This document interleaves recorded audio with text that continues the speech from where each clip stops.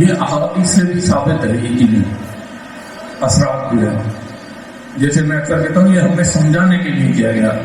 پہلی مرتبہ جب نبی کریم صلی اللہ علیہ وسلم جبرائیل علیہ السلام سے ملے تو آپ کی کیفیت بالکل چینج ہو گئی.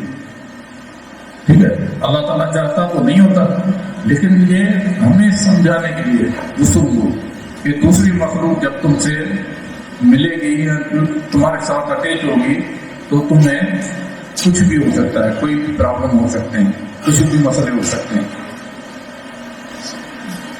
جیسے نبی کریم صلی اللہ علیہ وسلم میں جادو ہو، اللہ تعالیٰ چاہتا تو نہیں ہوتا، لیکن یہ ہم انسانوں کو سمجھانے کے لیے کہ کیا کیفیت ہوئی، کتنا عرصہ ہوا آپ نبی کریم صلی اللہ علیہ وسلم کو پتہ نہیں چلا اس چیز کا.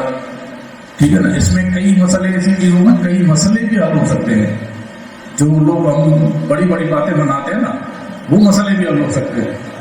کہ بہت سی چیزیں ایسی ہوتی ہیں مجھے لوگ سمجھ دیتے ہیں کہ مجھے ہر چیز کا پتہ ہے. میں بولتا ہوں نہیں، میں اللہ نہیں ہوں کہ مجھے ہر چیز کا پتہ ہو. کبھی کبھی یہ ہوتا ہے ہمارے ساتھ جو ہو رہے ہوتے ہیں ہمیں پتہ نہیں ہوتا کہ کیا ہو رہا ہے ہمارے ساتھ. ضروری تھوڑی ہے، جو اللہ چاہے دکھا دے، جو نہ چاہے اس کی مرضی ہے.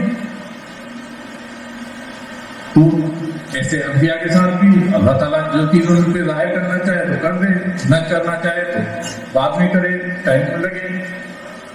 تو ایسے نبی کریم صلی اللہ علیہ وسلم پہ جادو ہوا. ٹھیک ہے، پھر فرشتے آئے، پرندوں کی شکل میں انہوں نے آ کے بتایا. اس کے بعد آپ کو پتا چلا. ٹھیک ہے، جب تک معلوم نہیں تھا نبی کریم صلی اللہ علیہ وسلم کو. تو ایک مرتبہ یہ ہوا کہ نبی کریم صلی اللہ علیہ وسلم مفہوم میں حدیث نکاح نماز پڑھا رہے تھے تو قرأت میں الجھن ہو رہی تھی. تو آپ نے سلام کے بعد کہا کہ وضو صحیح کر کے آیا کرو، تمہارے وضو صحیح نہ کرنے کی وجہ سے مجھے قرأت میں الجھن ہو رہی تھی.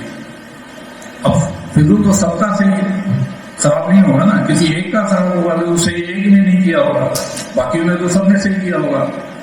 کوئی ایک ایسا بندہ ہوگا جس کا وضو صحیح نہیں کیا ہوا ہوگا. تو اس کا اثر کیا پڑا تھا یہ ہمیں سمجھانے کے لیے. آج کے مولوی کے سمجھنے کے لیے بہت بڑی چیز ہے. آج جو اس کے پیچھے کھڑا ہوا ہے اس کو غسل کا پتہ نہیں ہے، وہ غسل ہی نہیں کر رہا ہے صحیح طریقے سے، اس کا غسل ہی نہیں ہو رہا ہے.